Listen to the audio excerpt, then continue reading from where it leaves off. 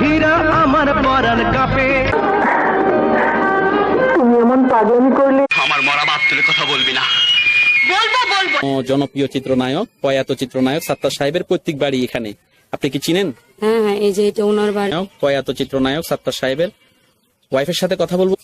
যখন নামাজ পড়ো বাবার জন্য দোয়া করো, কবর জিয়ারত। আপনার কথায় মনে হচ্ছে আপনি এখানেও শান্তিতে নেই। হ্যাঁ, ঘরটা নিয়ে ভেজাল লাগছে, হেরে কিছু দিতে চায় না, হের ছেলের কিছু দিতে চায় না। আচ্ছা, শেয়ার না? এটা কিসের ছবি? এটাও যেটা মাননীয় প্রধানমন্ত্রী প্রথমে তাকে 20 লাখ টাকা দিয়েছিলেন। এটা তো হচ্ছে আপনার ফার্ম। জি জি জি। এটা পাশে যে দেখছি এগুলাকে সব আপনি করছেন সবজি? হ্যাঁ, এগুলো সম্পূর্ণ আমি নিজেই করি। চিত্রনায়ক ফারুক ভাই আছে, তারপর বোনদের উপরে উপার্জনে চলতেছি। আচ্ছা। এখন আমি একটা যে আপনার বুকনগর দেশি যে হাঁস মুরগি একটা, যে এখানে চিত্রনায়ক সাত্তার সাহেবের কবর বা ওনাকে দাফন করা হয়েছে এখানে, এটা কি সত্য? জি, আমরা দেখুন।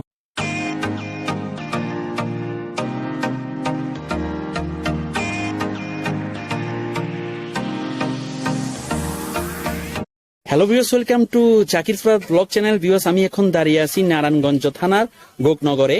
এখানে আসার একটাই কারণ, বাংলা চলচ্চিত্রের অন্যতম জনপ্রিয় চিত্রনায়ক, প্রয়াত চিত্রনায়ক সাত্তার সাহেবের পৈতৃক বাড়ি হচ্ছে এখানে, এবং এখান থেকে কিছু দূর মাঝডাইর নারায়ণগঞ্জ সিটি কর্পোরেশন কবরস্থানে ওনাকে দাফন করা হয়েছে। তো আজকে এই বাড়িটি এবং ওনার কবরটি ঘুরিয়ে দেখাবো। আমি কথা না বাড়িয়ে সরাসরি ব্লগে চলে যাচ্ছি। ভিউয়ার্স, আমার সাথে থাকুন।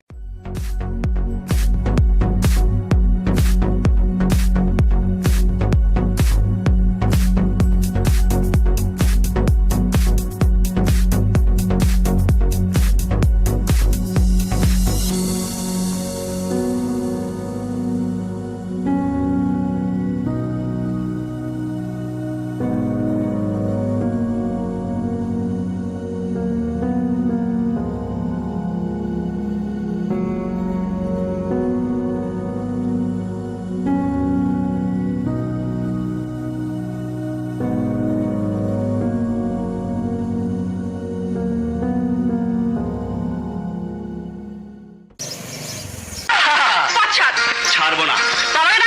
ডাক না বাবাকে, ভয় পাই নাকি? ভিউয়ার্স, আমি এখন নারায়ণগঞ্জ থানার গোকনগরে আছি, এবং আমি যেখানে দাঁড়িয়ে আছি এটার আশেপাশে হয়তো কোথাও বাংলা চলচ্চিত্রের অন্যতম জনপ্রিয় চিত্রনায়ক, প্রয়াত চিত্রনায়ক সাত্তার সাহেবের পৈতৃক বাড়ি। কিন্তু এক্স্যাক্টলি কোনটা বাড়ি সেটা তো আমি চিনি না। এখানে একজন আপু আছে, আমি ওনার সাথে কথা বলবো। আসসালামু আলাইকুম। ওয়ালাইকুম আসসালাম। আপু কেমন আছেন? জি আলহামদুলিল্লাহ ভালো। আপু, আপনার নাম? নূরজাহান আক্তার। আচ্ছা, আমার কাছে একটা তথ্য ছিল, বাংলা চলচ্চিত্রের অন্যতম জনপ্রিয় চিত্রনায়ক, প্রয়াত চিত্রনায়ক সাত্তার সাহেবের পৈতৃক বাড়ি এখানে। আপনি কি চিনেন? হ্যাঁ হ্যাঁ, এই যে এটা ওনার বাড়ি। এই ঘরগুলাই না? হ্যাঁ হ্যাঁ, এই ঘরটা। আচ্ছা, এখানে কে থাকে ওনার? মূলত এখন আপাতত ওনার স্ত্রী আর একটা পুত্র সন্তান থাকে। ওরা থাকে না? হ্যাঁ। আচ্ছা ভিউয়ার্স, যেটা আপু বলছিলেন, এই যে দেখছেন এই ঘরগুলো এবং আশেপাশে যে খালি জায়গা, এগুলোই হচ্ছে বাংলা চলচ্চিত্রের অন্যতম জনপ্রিয় চিত্রনায়ক সাত্তার সাহেবের পৈতৃক বাড়ি। আমি এখন ভিতরে যাব, সেখানে গিয়ে ওনার ওয়াইফের সাথে কথা বলবো। কিন্তু আম্মা জানতো পিতার কথা আমাকে কোনোদিন বলেননি। ভিউয়ার্স, আমি এখন বাংলা চলচ্চিত্রের অন্যতম জনপ্রিয় চিত্রনায়ক, প্রয়াত চিত্রনায়ক সাত্তার সাহেবের ওয়াইফের সাথে কথা বলবো। আসসালামু আলাইকুম। ওয়ালাইকুম সালাম। আন্টি কেমন আছেন? আলহামদুলিল্লাহ ভালো আছি, আপনারা ভালো আছেন? জি আছি, আমরা ভালো আছি আলহামদুলিল্লাহ। আমার কাছে তথ্য ছিল যে এটাই হচ্ছে বাংলা চলচ্চিত্রের অন্যতম জনপ্রিয় চিত্রনায়ক সাত্তার সাহেবের পৈতৃক বাড়ি। হ্যাঁ, এটাই পৈতৃক বাড়ি। আচ্ছা, আর এখান থেকে কিছু দূর মাঝডাইর নারায়ণগঞ্জ সিটি কর্পোরেশন কবরস্থান ওনাকে দাফন করা হয়েছে। জি জি, সত্য তো? হ্যাঁ ওইটাই সত্য। আচ্ছা, আপনি তো ওনার ওয়াইফ। হ্যাঁ অবশ্যই। তো সাত্তার সাহেব সম্বন্ধে এক স্মৃতিচারণ করুন। উনি তো অনেক বড় মাপের একজন চিত্রনায়ক ছিলেন, অভিনেতা ছিলেন। ওনার মানে অনেক ছবির উনি নায়ক ছিলেন। তো সবকিছু মিলিয়ে স্মৃতিচারণ করুন, যেতটুকু আপনি ছোট সময়ের ভিতরে সম্ভব, অল্প সময়ের ভিতরে। হ্যাঁ, আসলে মানে আমার স্বামীর কথা বলে শেষ করা যাবে না। অনেক তার গল্প, অনেক স্মৃতিচারণ আছে। উনি অনেক একজন ভালো মাপের মানুষ, যেরকম ছিলাম তিনি গরমও ছিলেন। জি, গরম ছিলেন, অনেক বড় মাপের একজন অভিনেতা ছিলেন।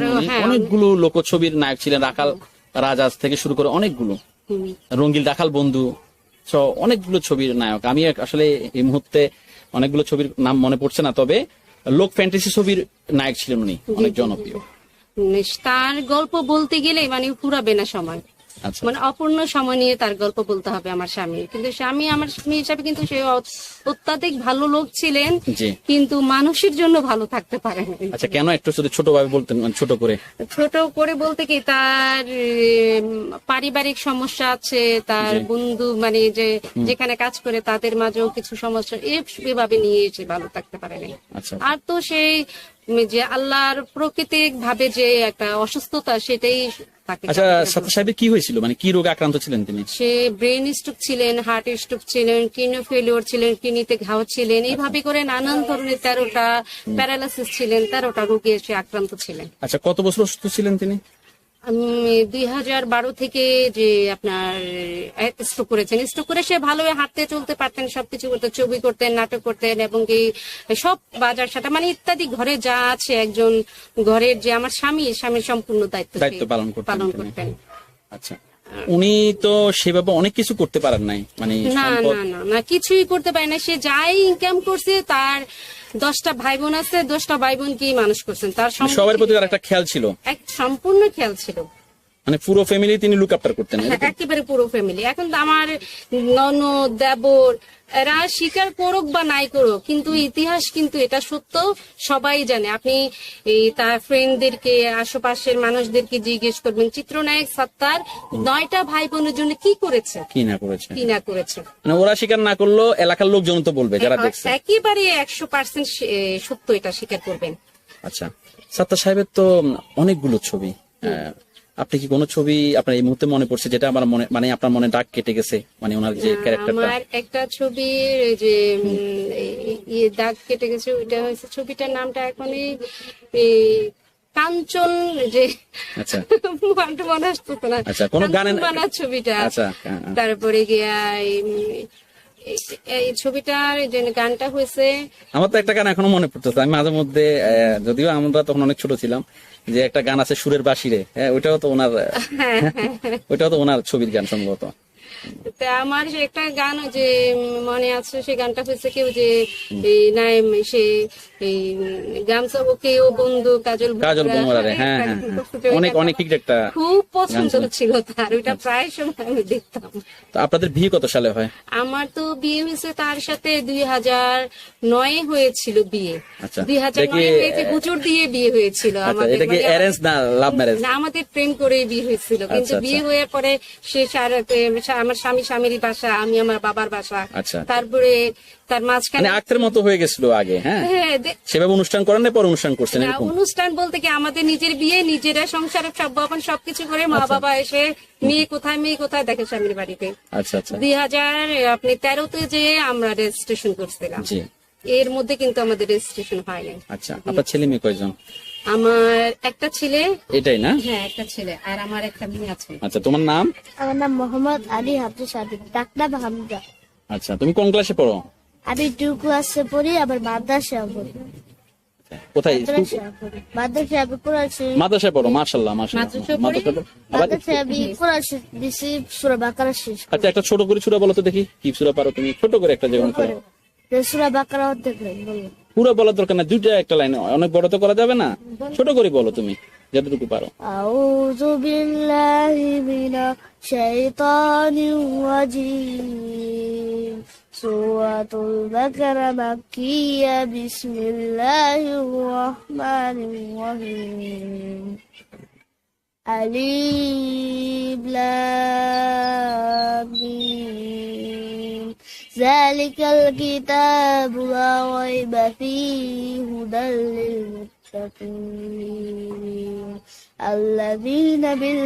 আল্লাযীনা ইউমিনুনা বিল গায়বি ওয়া yuqimunas salata wa mimma razaqnahum ينفقون والذين يؤمنون بما أنزل من قبلك ويقيمون الصلاة ومما رزقناهم ينفقون মাশাআল্লাহ মাশাআল্লাহ, অনেক সুন্দর বাবু। আর সবচেয়ে বড় কথা হচ্ছে তুমি ইসলামিক লাইনে পড়াশোনা করতেছো, মাদ্রাসার লাইনে, খুব আনন্দের কথা। তো তুমি যেহেতু তুমি তো নামাজ পড়ো না, যখন নামাজ পড়ো বাবার জন্য দোয়া করো, কবর জিয়ারত করে দাও? মাশাআল্লাহ মাশাআল্লাহ। তো ঠিক আছে, তোমার রুল নাম্বার কত? আমার মাদ্রাসার রুল নাম্বার হলো 17, আর স্কুলের রুল নাম্বার হলো 4। আচ্ছা মাশাআল্লাহ, অনেক ভালো, তোমার জন্য অনেক শুভকামনা রইলো, ভালো থাকো বাবু।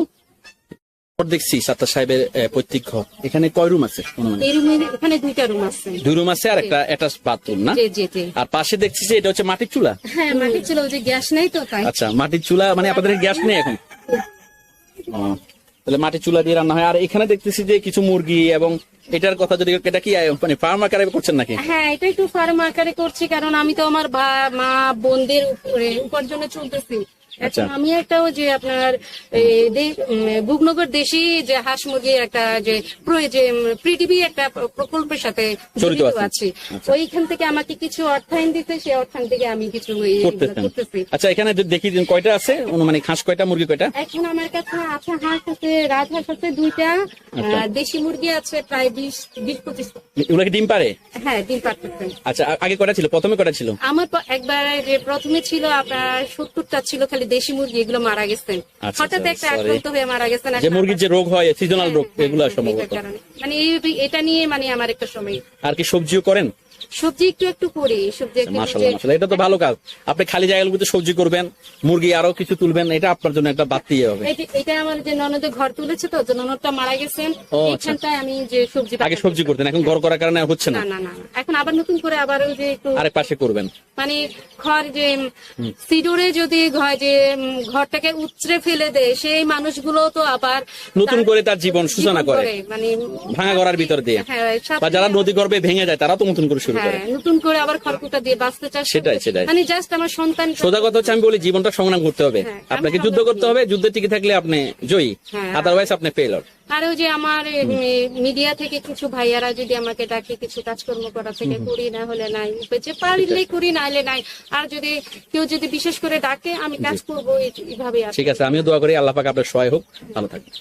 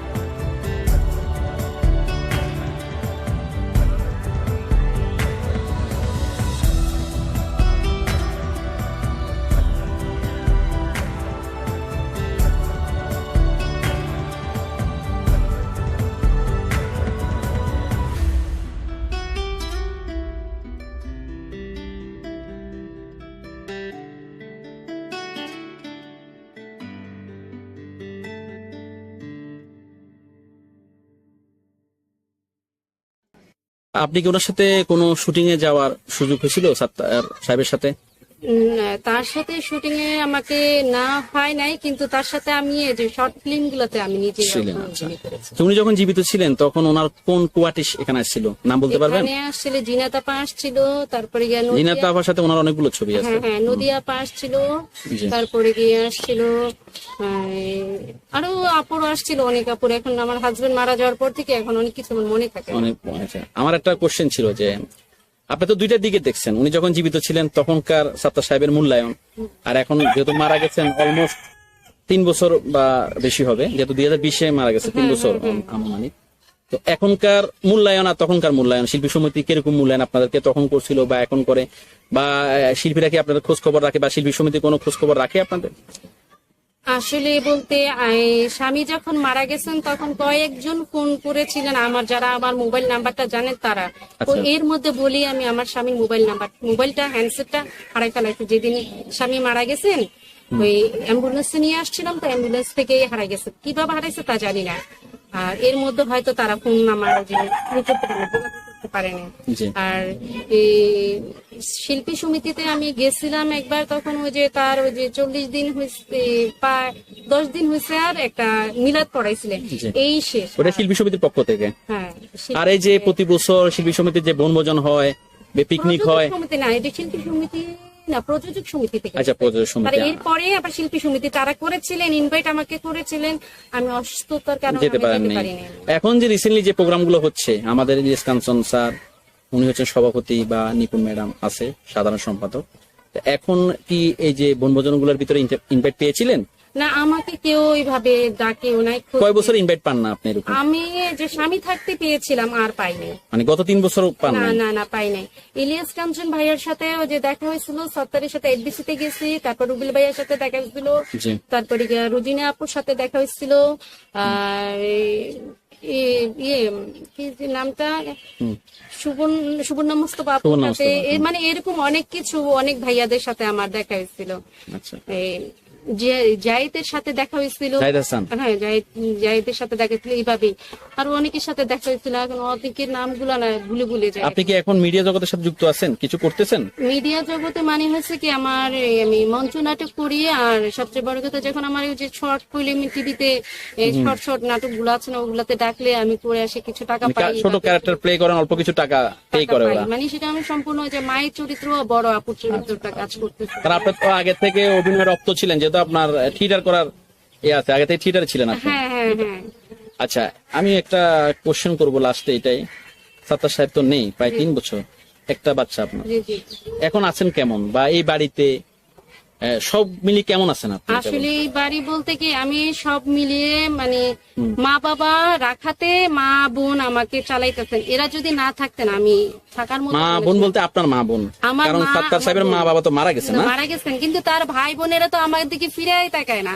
আচ্ছা। তারা হইছে যে হয়তো এমন হয় না যে আমিও যে কি জানি কেউ এই পানক সাপ, তুমি গোকরা সাপ, আমাদের সম্পর্কটা এমন, আচ্ছা, আচ্ছা। বুঝছেন, যেটা মানে একদম শত্রু ভাব। শত্রু ভাব। আচ্ছা। কারণ ও যে আর তারপরে ওরাও তো পাশাপাশি থাকে না, কাছাকাছি না? না, এরা থাকে শহরে, আমি থাকি শহরে এখানে, আমাকে কেউ খোঁজ করার মতো না। ইভেন কি আমি যে আমার শহরে যে বাড়িটা আছে, সেই বাড়িটার মধ্যে যে আমি ভাড়া পাই, সেই ভাড়াটাও আমি পাই না। আচ্ছা, তাহলে এবং কি এখানে আমার সম্পদ থেকে, সবকিছু থেকে আমাকে বঞ্চিত। আচ্ছা, আপনি যে সম্পদটা এটা পান নাই না? এটাও আমি এখন না পাওয়ার মতো। ওই যে আপনার ছেলে আছে, এলাকার পাবেন না কেন? এলাকার মানুষ যারা আছে, এলাকার মানুষরা যদি আমার সাপোর্টে যদি না থাকতো, তাহলে এরা আমাকে ধাক্কা দিয়ে বের করে দিলে। এই জায়গা থেকে সরে যাওয়ার জন্য আমার গায়ে হাত তুলছে আমার ননদ দেব। এটা থেকে? হ্যাঁ, আমার এই যে জালেরা এসে আমাকে এখান থেকে আমি বের হই না কেন, আমি এইভাবে আসছি। তো এর মধ্যে আমার হাজারবার বলবো, কি করবি বল? এক থাপ্পড় মেরে চাপাটা তুলে দেবো। আপনার কথায় মনে হচ্ছে আপনি এখানেও শান্তিতে নেই, এখানেও মানে বিভিন্ন সমস্যা ফেস করতেছেন, ঠিক না? হ্যাঁ, বিভিন্ন সমস্যা ফেস করছি এবং করতেছি, মানে করছিও।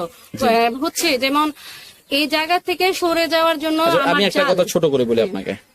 এই জায়গাটা যেটা আছে, এটা কি ওনার মানে আপনার নামে করার নেই নাকি? এই জায়গাটা হচ্ছে হাবা করে আমার স্বামী আমাকে দিয়ে গেছে যখন জীবিত ছিলেন তখন? জীবিত ছিলেন। তাহলে তো অন্য কেউ সমস্যা করার কথা না, বা মানে সমস্যা করলেও কিছু করার মানে করতে পারবে না, হয়তো বা আপনাকে কষ্ট দিতে পারবে, মানসিক ভাবে টর্চার করতে পারবে, কিন্তু তুলে দিতে তো পারবে না এখান থেকে। মানসিক ভাবে টর্চার করতেছে, সবকিছু করতেছে, এবং কি আমার ছেলের যে ছেলেকে নিয়েও হুমকি চলে আসছে। কিরকম এবং হুমকি যেটা একটু বলবেন? মানে একটা মাত্র ছেলে, মেরে ফেললে কোনো কিছু হইব না। আচ্ছা আচ্ছা। আমি বাইর হই না, তোরা কি নামে কইরা দিচ্ছে এই যে কি জানি তুই ঘুকা চেন না মুতকা চেন না বউ, তোরে কি আমরা কেউ পায় স্বীকার করি? আর আমার জাল এসে আমার গায়ে হাত তুলে যায়, আমার ছোট জাল। আমি তো জায়গা এখানে যারা মুরব্বী আছে এলাকা, তাদের কাছে যদি এটা বিচারে দেন, তারা কি কিছু করে না, এটার প্রতিকার করে না? আসলে বলতে কি আমি ওইভাবে আমি কারোর কাছে আমি বিচার দেই না। তারা যেখানে সেখানে বিচার দিচ্ছে, সব জায়গায় গেছি আমি, যাওয়ার পরে ওই তারা কথাটা শুনে তারাই তাদেরকে Stop হয়ে গেছে। বইলা দিচ্ছে এইগুলো। আমি কি করবো? আমার যে আমার দোকান ইয়েতে টপ 10-এ যে আমার ফ্ল্যাট আছে, ফ্ল্যাটটাও আমাকে আমার ইচ্ছা বুঝাই দিচ্ছে না।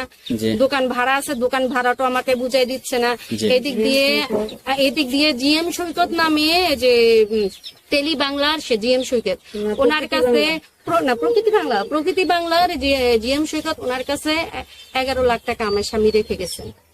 সেই টাকাটা আমার ছেলের নামে আর আমার নামে ওইটা কাগজে পত্র লিখে গেছে। সেই টাকাটা আজকে 3 বছরে একটু আমাকে দেন না।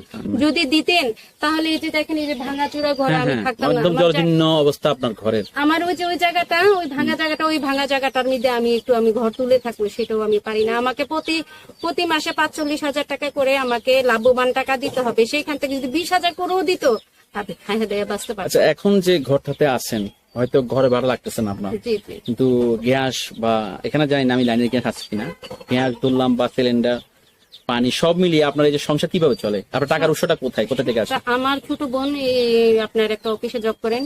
আপনার ছোট বোন? ছোট বোন, মানে যিনি আমাকে বাড়িটা দেখিয়ে দিল উনি? হ্যাঁ, ও যেই টাকা পাচ্ছে সেই টাকা আমাকে দিচ্ছে। মানে এখন আপনি মানে আপনার মা, বাবা এবং বোনকে নিয়ে আসেন, হ্যাঁ। সবাই মানে একসাথে আছেন, এবং একসাথে আছে, বোনের। তাদেরই মাধ্যমে আমার সংসারটা চলে যাচ্ছে। আচ্ছা আচ্ছা, বুঝতে পারি। আপনার নিজের কোনো আয়ের উৎস এখন না না নেই? না না, কোনো আয়ের উৎস নাই। তাহলে এর ভবিষ্যৎ কি বাচ্চা?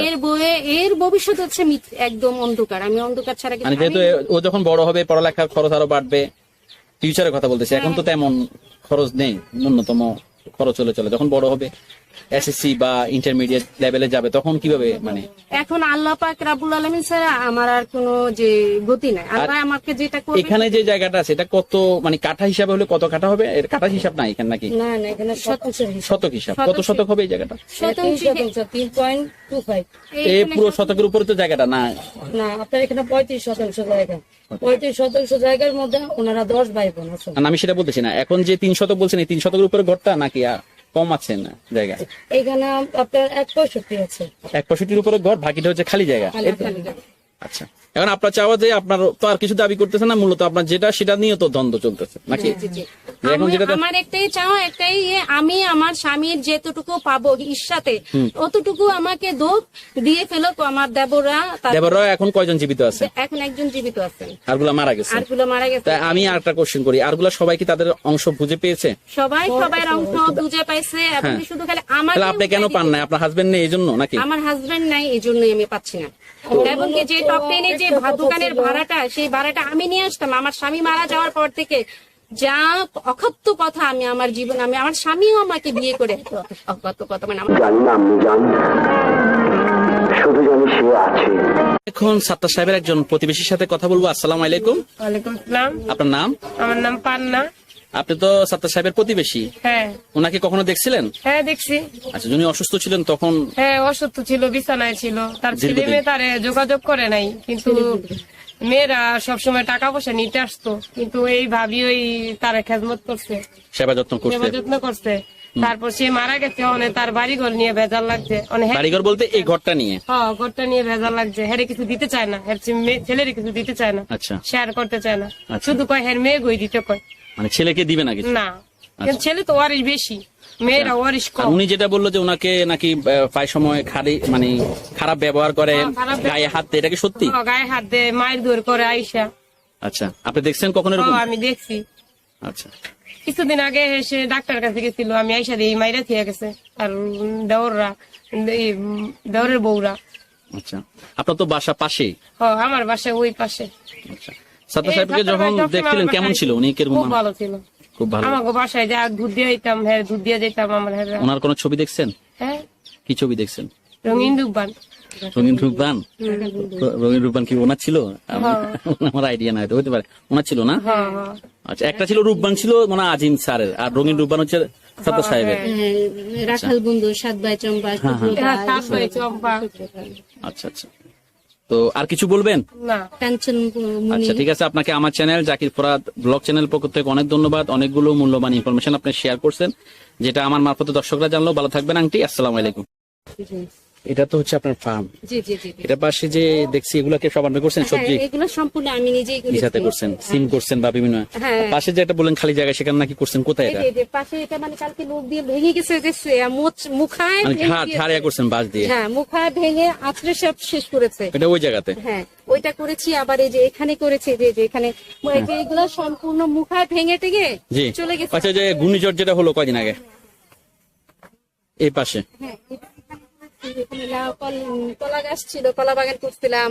এই যে কলা গাছ বাগান, এগুলো সব ভাঙিয়া টুরে একসাথ করে ফেলাইছি সেই বাতাসে। এগুলো সবগুলাই করছেন? কালকে লোক দিয়ে করলাম, করে এখন আবার মানে নতুন করে যে চেষ্টা করতেছি একটা কিছু করার জন্য। ভালো, এটা তো খুব ভালো কাজ। মাননীয় প্রধানমন্ত্রী বলেছেন একটু জায়গা খালি রাখতে না, সেই জায়গার সবজি যে করার জন্য। খালিটা জায়গা খালি আছে সেখানে একটু সবজি, একটা লাউ গাছ লাগাও, নাহলে একটা পুঁইশাক গাছ লাগাও। মানে ওই কথাটাকে আমিও মাথায় রেখে আমি। অনেক ভালো, অনেক ভালো, ঠিক আছে।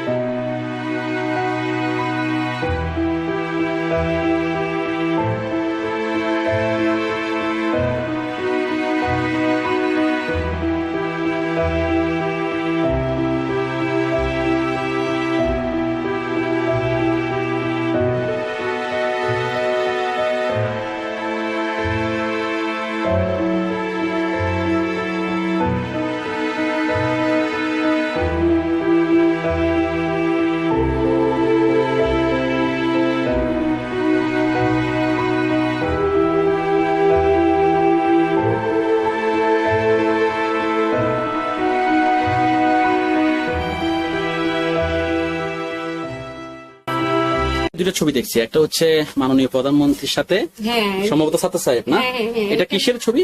এটাও যে তাই মাননীয় প্রধানমন্ত্রী প্রথমে তাকে 20 লাখ টাকা দিয়েছিলেন, সে অনুদান দিয়েছে চিকিৎসার জন্য। আচ্ছা, আর পাশে যে ছবিটা, এটা অনেক ইয়াং। এটা আমার স্বামী যখন তার ইয়াং বয়সে ছিল। এটা কত সালের হবে অনুমানিক? এটা ওনার বয়স হবে তখন হবে 30 এরকম হবে। অনেক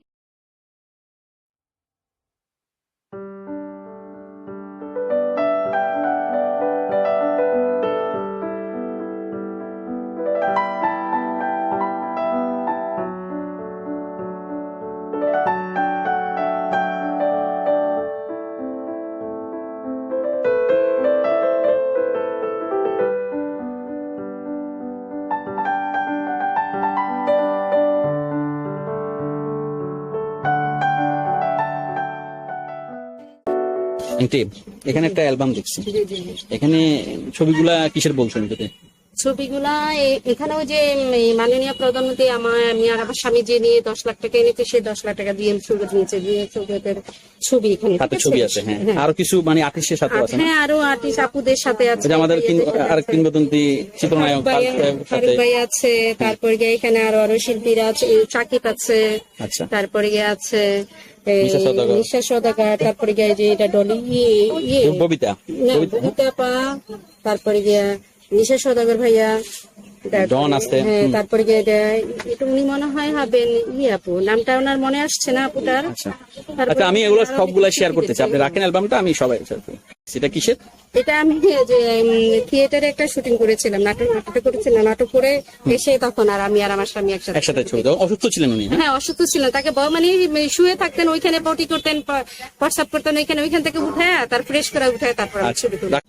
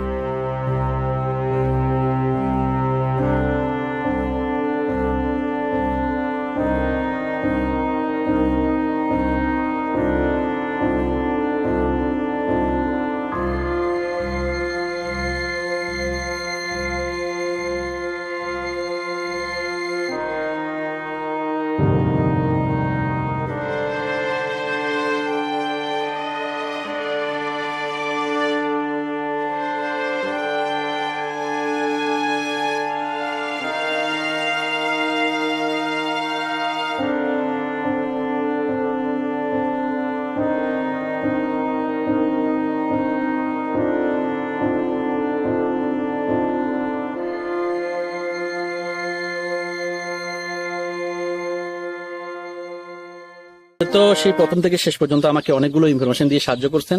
আমি এখন প্রায় ভিডিওর শেষ দিকে আছি। এই ভিডিওটা অনেকে দেখবে, সাত্তার সাহেবের ভক্ত বা যারা অডিয়েন্স আছে আমার চ্যানেলে, তাদের উদ্দেশ্যে কি কিছু বলার আছে আপনার? আমার অডিয়েন্সদেরকে, দর্শক বিন্দুদেরকে আমার একটাই কথা, আর তাদের কাছে আমার একটাই চাওয়া, আমার স্বামীর জন্য সবাই দোয়া করবেন। আরেকটা কথাটা হলো, আমার একটা মাত্র ছেলে, জি। এই ছেলেটাকে আমাকে দীর্ঘ পথ আমাকে পাড়ি দিতে হবে। অবশ্যই, এখন তো ছোট। এতটাই ছোট সে যে না হয় আকাশ ছুতেও পারে নাই, সে এতটাই ছোট। জি। তো আমার ছেলেটাকে দীর্ঘ পথ পাড়ি দিতে হবে। তারা যেন দর্শক বিন্দুর বিবেচনার মাধ্যমে যেন আমার যেতটুকু পাওয়ার সেতটুকু তারা যেন আমাকে পাইয়ে দেয়। আর আমার ন্যায্য পাওনা যেটা টাকা সম্পত্তি বা যারা পাওনাদার কাছে টাকা পাবেন, এগুলাই তো বলতেছেন, মিন করতেছেন আপনি। এগুলাই আমাকে পাইয়ে দেয় দয়া করে। আর তারা যেন আমার স্বামীর জন্য দোয়া করে, আর আমার সন্তানটাকে যেন আমি মানুষ করতে পারি, সেটাও আমার দিকে একটু দৃষ্টি। আর আমি আপনাকে একটা ধন্যবাদ দিব এই জন্য যে আপনি আপনার ছেলে সন্তানকে মাদ্রাসাতে দিয়েছেন, সে তার বাবার জন্য দোয়া করতে পারবে। এটা একটা বিশাল কাজ আপনি করতেন, এবং দোয়া করে আল্লাহ পাক তাকে নেক হায়াত দান করুক। তো আপনি ভালো থাকবেন। আপনাকে অনেক অনেক ধন্যবাদ আমার চ্যানেল জাকির ফরহাদ ব্লগ চ্যানেলের পক্ষ থেকে। আসসালামু আলাইকুম। ওয়ালাইকুম আসসালাম।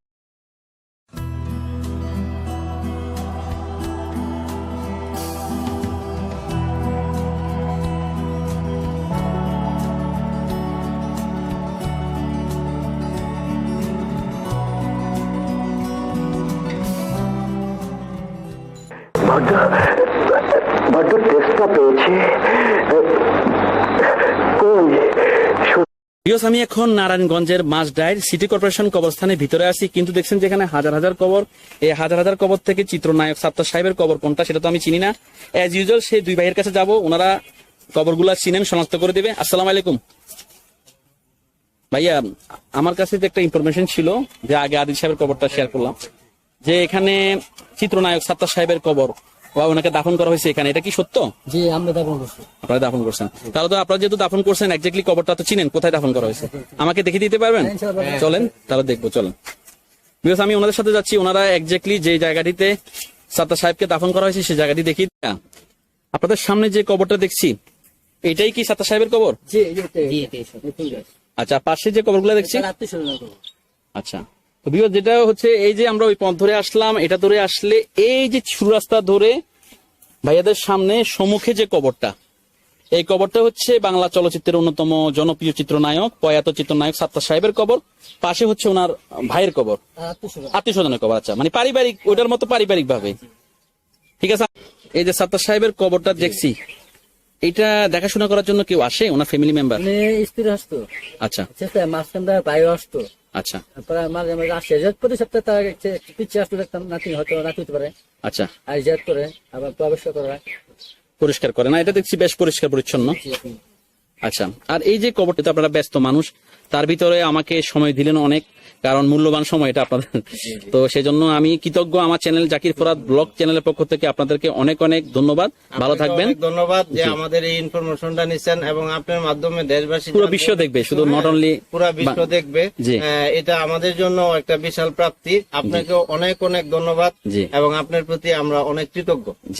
ভিউয়ার্স, আমি এখন প্রয়াত চিত্রনায়ক সাত্তার সাহেবের সংক্ষিপ্ত জীবনী বলবো। সাত্তার সাহেব, তার আসল নাম হচ্ছে আব্দুল সাত্তার খোকন।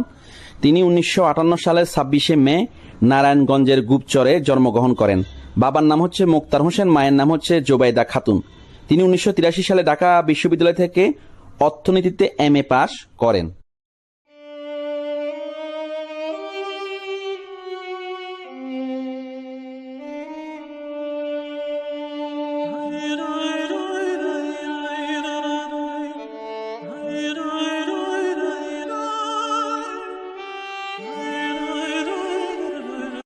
এখন বলবো সাত্তার সাহেবের অভিনয় জগতে আসার গল্প। সাত্তার সাহেব ইবনে মিজান পরিচালিত আমি সদাগর ও বেলুয়া সুন্দরীর ছবির শুটিং দেখতে গিয়ে একটি দৃশ্যে অভিনয় করেন শিশুশিল্পী হিসাবে। ছবিটি মুক্তি পায় 1970 সালে। এরপর তিনি শিশুশিল্পী হিসাবে অভিনয় করেন অতিথি ও তীরভাঙ্গা ঢেউ ছবিতে।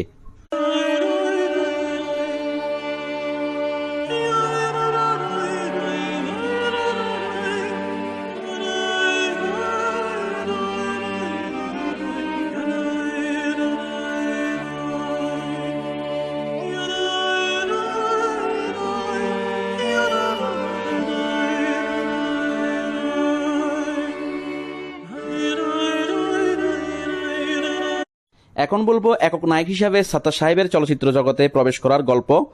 1984 সালে এফডিসির নতুন মুখের সন্ধানে কার্যক্রমের মাধ্যমে সাত্তার সাহেব নায়ক হয়ে চলচ্চিত্র জগতে প্রবেশ করেন। নায়ক হিসাবে তার প্রথম ছবি ছিল পাগলি, যেটি মুক্তি পায় 1985 সালে। পরিচালক ছিলেন কাজী হায়াত। এক সময়ে বাংলাদেশের পোশাকি ছবির অপরিহার্য নায়ক হয়ে ওঠেন এই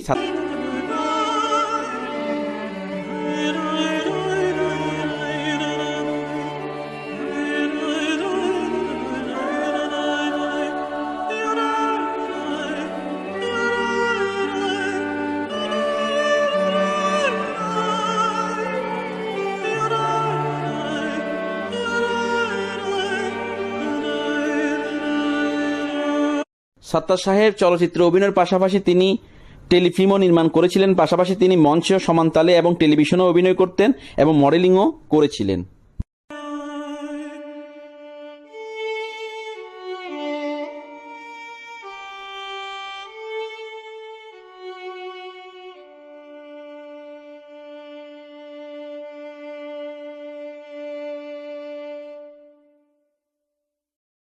এখন বলবো সাত্তার সাহেবের মৃত্যু।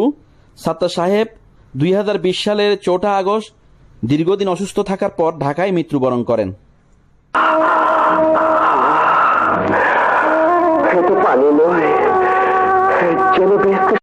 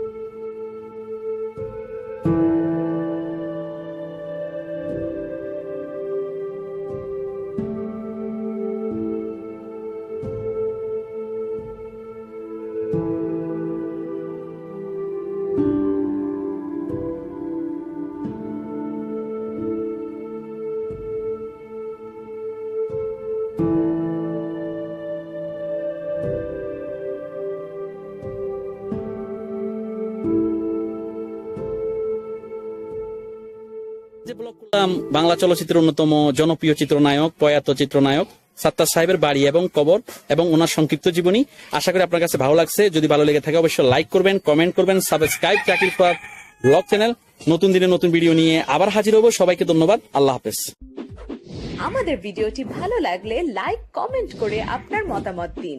সাথে থাকার জন্য সাবস্ক্রাইব করুন এবং বেল বাটনটিতে ক্লিক করুন।